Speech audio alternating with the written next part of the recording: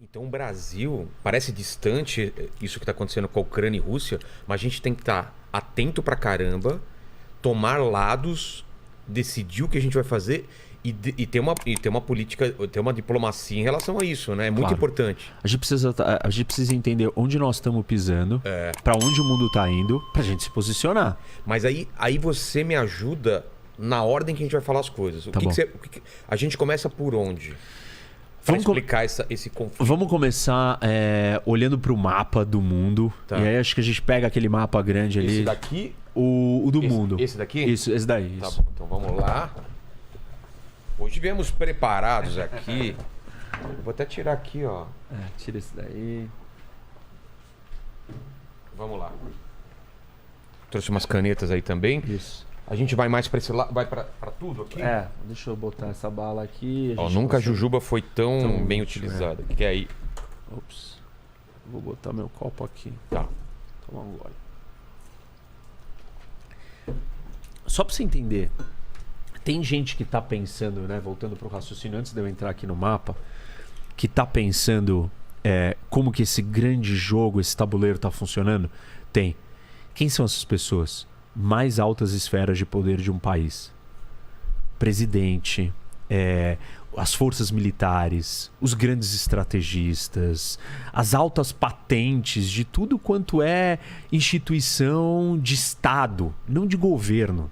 Aqueles que são responsáveis pela existência de um país, de um povo, de uma nação, e que a função deles é garantir que esse povo e essa nação continue viva, protegida, com os meios para sobreviver.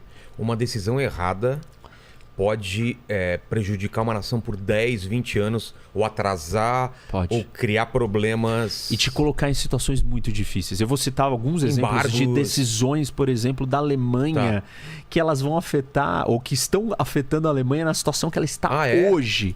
Hoje. Essa é uma decisão puramente geopolítica de um erro. Por exemplo?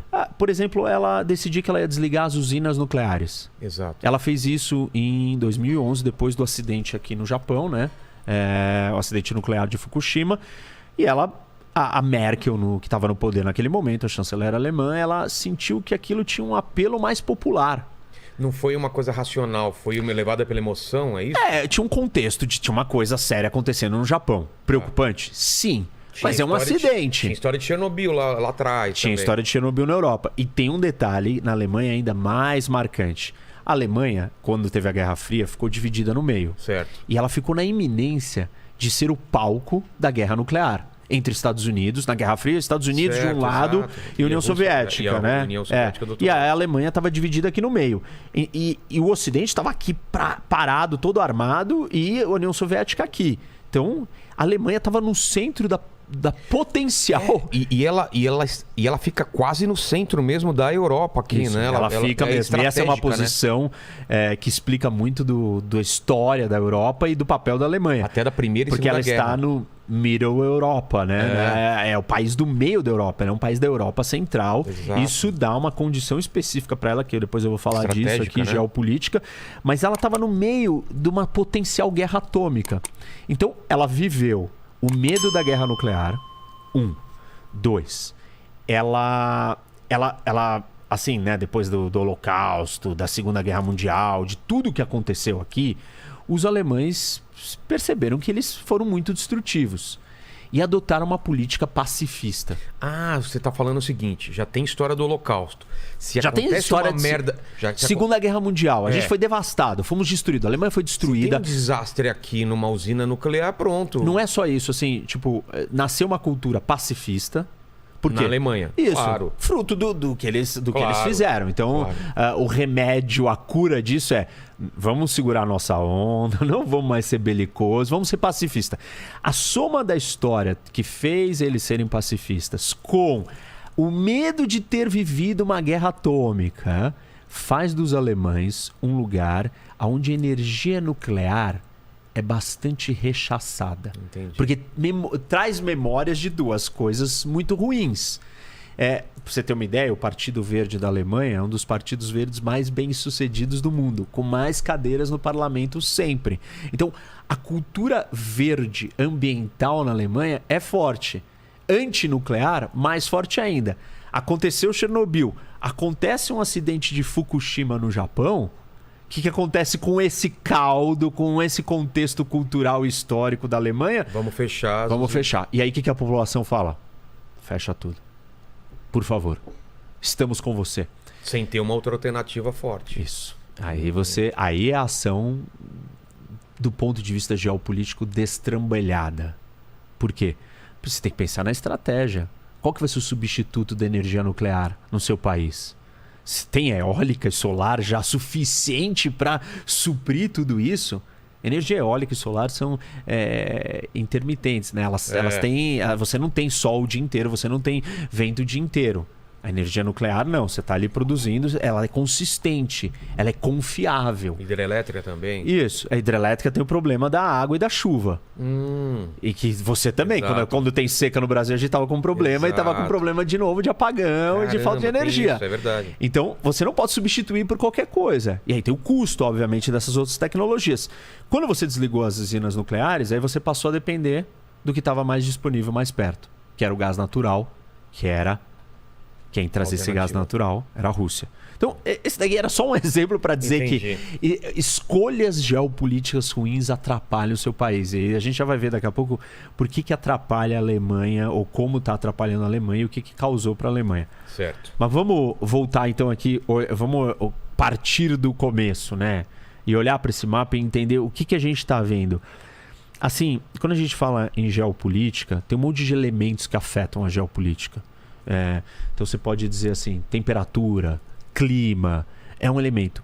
Mas quando você pensa assim, na realidade física, tem duas coisas básicas que nós temos: água e terra. Tem vários tipos de água. Água doce, água salgada, rio, lago, córrego, aquífero. Você tem um monte de jeitos que a água está ali. No gelo, congelada. E você tem terra. E você também tem um monte de variações de terra.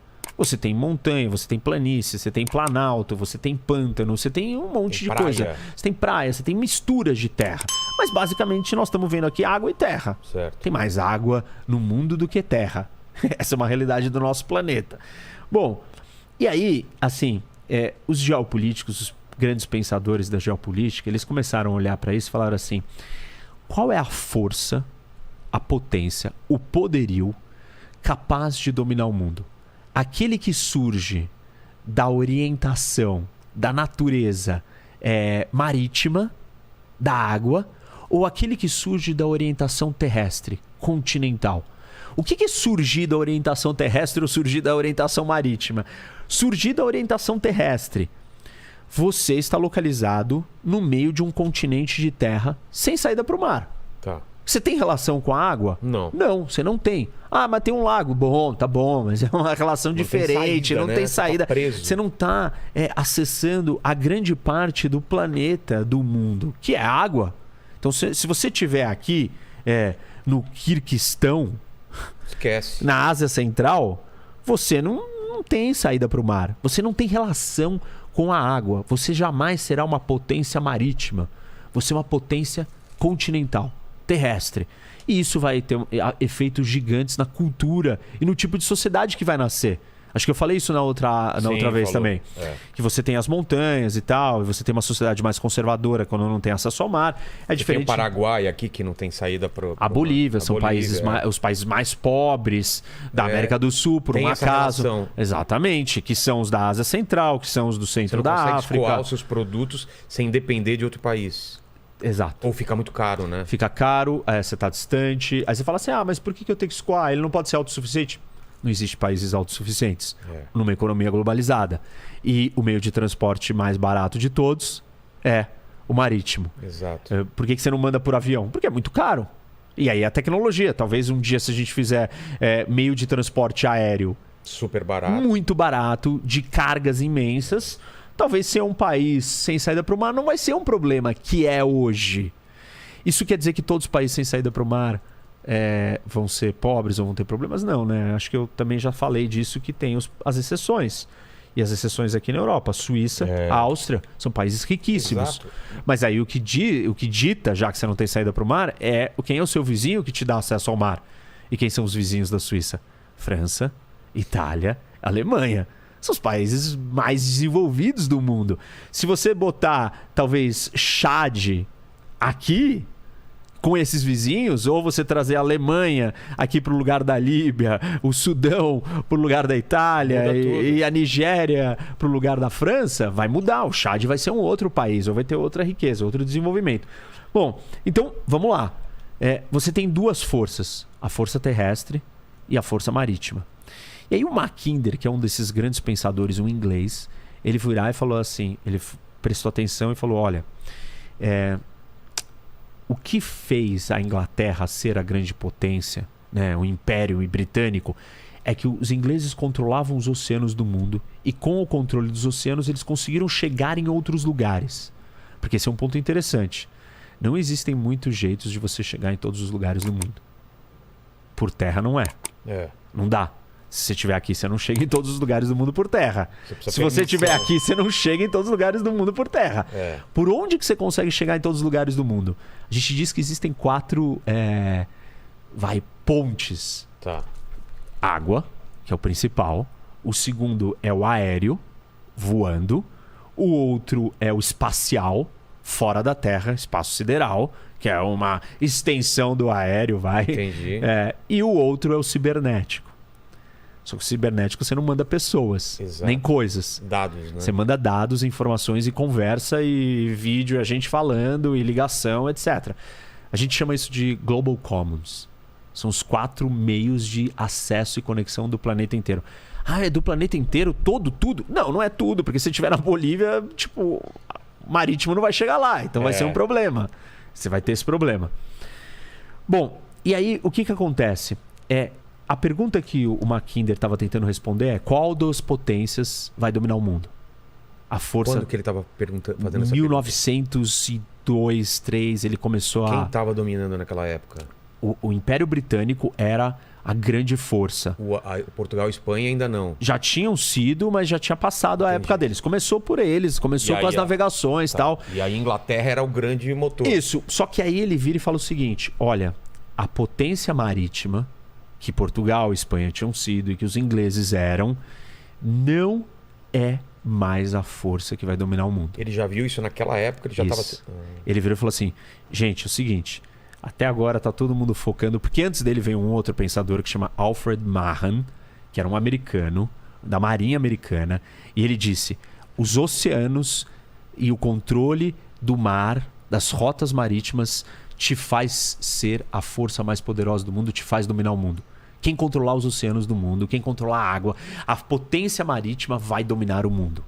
Potências marítimas são as únicas forças capazes de dominar o mundo. Entendi. E o Mackinder veio e falou assim, não. Por quê? Tá acontecendo uma coisa. Ele virou e falou assim, olha, eu sei que as forças marítimas ganharam espaço porque houveram revoluções tecnológicas. Quais? Navegação a vapor, que a gente citou, Sim. e a construção desse canal aqui. Canal de Suez. Que mudou as rotas de navegação e permitiu que... Como que era antes? Você não passava por aqui. Era fechado? Não existia. Esse canal sempre teve. Isso daqui é um estreito, não é um canal. Não é um canal? É o estreito de Gibraltar. Assim como o canal do Panamá também não existia. Tá. Isso. E essas duas portais aqui mudaram... Isso é o humano que fez. Humano que fez. Deixa eu ver se... Saiu, Tá. ficou bom. Então, o que aconteceu? Isso mudou as distâncias. Claro. Em vez de você vir aqui, vou navego aqui e tal, doideira. E chegou aqui na Índia, você simplesmente desce aqui, entra, navega no Mediterrâneo, desce. Nossa. Olha como é muito mais curto. Exato. Do mesmo jeito que, né, vai acontecer agora dele vir por aqui e chegar aqui. Muito mais rápido do que mesmo vir por aqui. A rota pelo Ártico é mais fácil, mais rápida do que... Não é mais fácil, ela é mais rápida. Mais fácil ela vai ser quando derreter e se derreter totalmente e abrir as rotas de navegação. Bom, então o que aconteceu? Mudou isso e mudou o meio de transporte. Você conseguiu navegar a vapor mais rápido. Não esperar o vento te trazer para cá, para você pegar o impulso e virar e vir para cá. Que era assim. Aliás. Era. Nossa, que você não podia virar e falar assim, não, quero ir daqui pra cá. Não, você tem que ver o vento, pra onde que tá a rota de vento. Nossa. e ficar se perdendo. E não só isso. Tivemos que inventar bússola, caravela. Tiveram uma série de evoluções marítimas que deram essa ascensão das potências marítimas. Quem são as potências marítimas? Aqueles que têm acesso ao mar. No caso, os primeiros foram os portugueses e os espanhóis. E dividiram as Américas em dois, dividiram o mundo, conquistaram o mundo inteiro. Exato. Depois dele vieram os holandeses, os ingleses, os franceses. E aí o Mackinder vira e fala assim, ó, legal, isso daqui é bonito, bacana, mas está surgindo uma outra revolução tecnológica. Uma outra rota, ou novas tecnologias equiparáveis à invenção da navegação a vapor e da construção do Canal de Suez, que são as grandes ferrovias intercontinentais. Estão sendo construídas. E a construção dessas ferrovias continentais vai conectar um espaço de terra, o maior espaço de terra do planeta. De terra contígua. Entendi. Você fala assim, aqui não tem muita terra? Tem, mas isso daqui tem conexão com o quê? Exato. Só com isso daqui. Mas é a Austrália? Não conecta. Onde que a gente tem o maior espaço de terra contíguo nesse mapa do mundo? Isso daqui, né? Isso. Eurásia. Este é o maior continente, o maior espaço de terra do mundo. E aí ele falou assim, se alguém conseguir maximizar, usar todo esse espaço na sua totalidade, esse povo, essa nação, esse grupo vai ficar muito rico e muito poderoso. Por quê? Porque é uma vasta área de recurso, é uma vasta área de concentração de pessoas. Mas até o momento não era possível você unificar tudo isso. Por quê? Você não conseguia nem chegar daqui até aqui. Por quê? Porque você não tinha os meios, você ia a cavalo. Tá, antes. Tipo, era muito longe, era muito distante. Quando o cara chegava aqui, já não dava mais. Eu até acho incrível quando você vê os conquistadores, o quanto eles avançavam nesse espaço absurdo de terra, né? Claro que demoravam anos e anos. Mas eles não avançavam na velocidade que essa potência marítima avançava e estava colonizando o mundo. Exato. Entendeu? E aí, com essas transformações, ele começou a perceber que este território aqui, da Eurásia, era muito mais importante do que toda a concentração que tinha nesse pequeno cantinho aqui, que era a Europa. Falou, o mundo não é da Europa. O mundo não é esses paísezinhos daqui dominando o mundo inteiro. O mundo não é isso. Tem uma transformação aqui e essa transformação vai mudar todo esse equilíbrio de poder. E aí ele Mas fala... ele já via a China também como essa potência, o Japão, a Rússia? Não, ele falava dessa região aqui. Entendi. E ele virou e falou assim... Aí ele dividiu essa região em duas partes. A primeira parte, ele circulou aqui não tanto para lá, mas aqui assim... Ele circulou assim, aqui, um coração na Eurásia.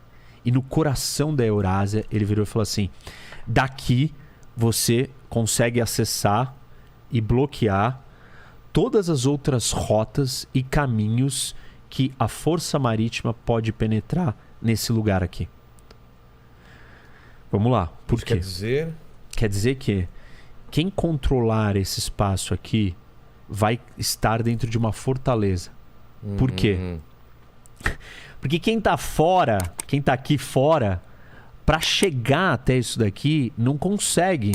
Entendeu? Quem tá de fora, as forças que estão de fora, se esse lugar aqui se expandir e ocupar e controlar todo mundo aqui dentro, ele vai ter muita terra, muita riqueza, muito recurso natural. E quem tá de fora não vai ter tamanho e força para contrapor o tamanho da riqueza daqui. E se expandir isso daqui, a gente também tem uma parte populacional absurda, né? Isso. Olha a Índia, China, Paquistão aqui. O que ele diz, né? Que esse coração, partindo desse coração, você conseguir se consolidar e expandir, você vai ocupar muita coisa. E aí ele fala que isso daqui chama Heartland. Heartland. Que é a terra, coração. Que a maior parte fica na Rússia mesmo. Isso. E aí ele fala assim, a chave para acessar esse território é o leste da Europa. E aí ele parte da seguinte teoria, que é um axioma da geopolítica, que ele vira e fala assim, quem controla o leste europeu, ou Europa Oriental, controla o Heartland. Quem controla o Heartland, controla a Ilha Mundo. Ilha Mundo é? Entendi. A Eurásia. Eurásia. Quem controla a Ilha Mundo, controla o mundo. Você percebe que ele partiu de um espaço geográfico, e desse espaço geográfico ele virou e deu um mapa da estratégia do jogo de dominação do mundo. Mas ele viu isso daqui meramente como o centro geográfico, ou ele viu riqueza, viu quem tá lá? Riqueza, quem tá lá, tudo, o tamanho, o espaço. Por quê? Ele observou algumas condições aqui. A primeira, essa terra é plana. Não tem muita montanha? Não. É um terreno aberto. Ou seja, fácil expansão, fácil acesso, fácil ocupação, fácil geração de riqueza. Tem o Mar Cáspio no meio. E você está protegido do acesso das forças de fora. Por quê? Não tem saída para o mar. A saída para o mar dá... não tem saída para o Ártico. Não, isso daqui é congelado, não dá para sair por aqui. Isso daqui é um mar fechado, Mar Negro, Mar Cáspio, são mares fechados. E os rios todos não desembocam, não chegam nos oceanos. Então, você está numa caixa fechada, blindada, numa grande fortaleza com uma área muito rica. Muito rica no sentido de você ser plano. Os lugares planos são mais fáceis para você construir, mais fáceis para você se desenvolver, mais fácil para você ganhar economia de escala. Tenta construir uma casa num terreno assim. Exato. Tenta construir uma casa num plano. Dá, você vai gastar 10 vezes mais. Tenta construir uma ferrovia no meio de uma montanha. Exato. Entendeu? Então, isso daqui era muito especial. Ele olhou e falou assim: olha, gente, vocês não estão prestando atenção. O poderio britânico, a Pax Britânica, o Império Britânico, corre um sério risco e uma ameaça de que uma força continental que vai surgir do leste, daqui, do centro do coração do Heartland da Eurásia, vai poder dominar o mundo inteiro. E aí começou o problema, porque ele olhou e falou assim: tem um país chave no meio da Europa que está numa posição estratégica continental. Esse país, ele é primariamente uma força continental. Ele tem acesso ao mar aqui em cima. Isso traz muita riqueza para a Alemanha. Mas ele não é uma saída muito fácil desse lado. Desse lado, a navegação não é tão simples. Não está um grande oceano. Ele tem que atravessar outros lugares. A Alemanha é primariamente uma potência continental. Certo? Então, ele virou e falou assim: se a Alemanha se juntar com a Rússia, aí acabou pro mundo. Porque você vai pegar a força da ponta da Europa, né, do centro da Europa, que se projeta, consegue projetar poder pro resto da Europa, ir para cá, pro leste europeu, e se juntar com outro que tem todo o acesso dos steppes, do steppe da Eurásia, que é esse campo plano e reto e de fácil acesso. E ele viu nisso um grande temor. E falou: nós temos que se preparar para isso, porque isso não pode acontecer. E aí nós temos Primeira Guerra Mundial, Segunda Guerra Mundial, Guerra Fria. E todos esses momentos da história daí em diante é um confronto entre as potências continentais e as potências marítimas. Potência marítima representada inicialmente pelo Reino Unido e depois pelos Estados Unidos. Os Estados Unidos é uma potência marítima? É. Por quê? É um país continental, de tamanho continental. Mas o que é a América do Norte? Aliás, o que são as Américas? De acordo com a definição do Mackinder, ele chama isso daqui de crescente externo. Ele vira e fala assim: aqui tem o Heartland. Vamos apagar um pouco. Tá. Aqui. A gente já nem apagou, dançamos, acho. Secou? Secou. Tem que jogar uma água aqui. O Heartland Pode deixar aqui. É boa. Acho que vai. Será que sai ou é melhor água? Deixa aqui. Tá saindo. Mas tira o Covid também aqui, ó. Boa. Álcool gel sai mais fácil, viu? Rapaz, ó. Então vamos no álcool gel. Como que tá o chat aí, Helene? O pessoal tá O entendendo? pessoal tá aqui Tá nas dúvidas aí? curiosos, Se altas dúvidas. eu entendo, eu imagino que o pessoal do chat Bom, mas vocês têm que me dizer se vocês estão entendendo, senão eu se volto. o pessoal tá né? falando alguma dúvida até aí? Por enquanto, eles estão entendendo tudo, assim. Eles Tá, que bom. estão apreensivos para o desfecho. Ah, sim, né? sim, a gente tá preparando Estão o terreno querendo. aqui. Tem que entender, senão não vai entender, não vai dar Exato. pra explicar o que vai acontecer. Tá. Bom. Então aqui tá o Heartland, aí ele vira e fala assim: tem o crescente interno. O que é o crescente interno? Ele fala que é essa parte da Europa Ocidental, pedaços aqui do Oriente Médio, Índia e China. É um arco de fora. Esse é o arco... De fora não, né? Ele chama de arco interno. Tá. O inner crescente, né? O crescente interno. E aí tem o crescente externo. Quem é o crescente externo? Ele fala que é uma parte insular. São ilhas externas. Ilha Continente 1. Aqui, Austrália. E a outra são as Américas. Fala, isso daqui é uma grande ilha solta. E repara, isso daqui tá solto. O que é o mundo? O mundo é aqui, mundo é isso ó. daqui. E isso daqui é uma ilha, aquela é outra ilha, essa é outra ilha.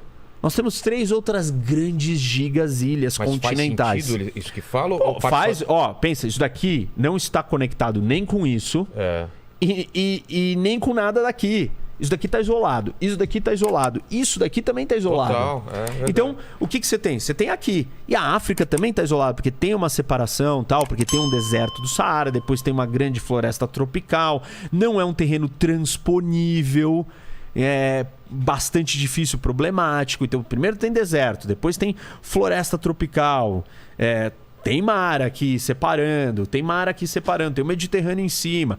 Tem uma passagem pelo Egito, mas é muito deserto também. Então, não estão conectados. É diferente disso daqui. Isso daqui está inteiro conectado. Tem barreira natural? Tem, por isso que ele faz a separação. Que ele fala que tem o crescente de fora, que é China, Índia, Oriente Médio, Europa. Entendi. Então, ele tá. Aí ele fala que esse Heartland está protegido por esses mares e sem os rios, então está blindado. E aí, as disputas históricas foram entre as potências marítimas, e aí os Estados Unidos representando o oceano, né, representando a força dos mares, tendo que chegar aqui. Se você é uma força marítima e você tem que entrar num território desse tamanho, como que você vai fazer isso? Anfibiamente. Uma invasão anfíbia. Você chega pelo mar e daí... E desce na praia. Nossa. Imagina esse desembarque. Isso não é um negócio, assim, Normandia, né? A gente lembra a Segunda Guerra, de de AD, o filme O Resgate do Soldado Ryan, quem não assistiu, assiste, que é exatamente sobre essa operação. Que é o trabalho do pessoal posicionado em terra, esperando alguém... Difícil, é muito mais fácil você estar ali parado, esperando, tá saindo d'água, vou te atirar. Você não vai conseguir desembarcar. Então, se você constrói uma riqueza muito grande, você tá numa fortaleza, é muito mais fácil essa riqueza daqui construir uma grande marinha oceânica capaz de chegar nas costas e das costas dominar o resto do mundo do que a força marítima penetrar aqui dentro. Entendi. Qual é a estratégia, então, para evitar que isso nasça e aconteça? Este território não pode ser dominado por uma única força política. Tem que fragmentar. Isso. E aí ele sugere a criação de um cordão de isolamento, de separação entre a Alemanha e a Rússia. Porque lembra que ele estava com medo? Qual é o cordão de isolamento? A criação de países como os Bálticos, né? Estônia, Letônia, Lituânia, República Tcheca, que era a Tchecoslováquia, Polônia, todos esses países serviam para separar e fragmentar o leste europeu, que é o ponto de acesso de se conectar toda essa coisa aqui e se consolidar. Porque aqui embaixo você tem a maior cadeia de montanhas do mundo, que você até perguntou para ele, Exato. que são os Himalaias. Então, aqui você tem um paredão intransponível. A Índia tá fora, por isso que se chama subcontinente, é um negócio para baixo, separado. A Índia não conversa com isso daqui. Ela é uma grande península, um pedaço do continente vindo para fora, isolado do resto daqui. E aqui é um monte de montanha, Afeganistão também, você não passa. E aqui, com a fronteira com a China, a mesma coisa, tem uma grande parte que você não consegue passar. Aqui nesse lado já é mais fácil o acesso, depois da Mongólia e tal. Então, Aí o que o Mackinder faz? Ele olha para tudo isso e fala, tá, não podemos deixar que a Rússia, que é o país que já está localizado estrategicamente nesse lugar, isso vai marcar a identidade dos russos. Você tá aqui. É diferente se você tá aqui e você nascer aqui. E é diferente você nascer aqui e nascer no meio da floresta amazônica. Ou no meio do deserto do Saara. Cada um desses lugares vai construir uma cultura e uma identidade. Uma característica, por exemplo, se você nasceu nesse território gigantesco, de espaços livres e abertos, você é mega vulnerável. Como assim? Acabei de falar que você transita aqui facilmente, né? Você não tem povo em tudo quanto é canto aí. Você não tem povo. O povo de outro lugar pode vir aqui te atacar facinho. E aí a primeira povo que vem são os mongóis. São os cavaleiros que você citou, os nômades, conquistadores que vêm e atacam. E aí o começo do nascimento desse povo aqui, né? Dos russos, né? Moscou, tá aqui concentrado nesse territóriozinho pequenininho. E aqui eles eram muito vulneráveis e foram Moscou destruídos. Tá mais ou menos por aí. Mais pro lado aqui da Europa, tá muito perto da Bielorrússia, tá por aqui.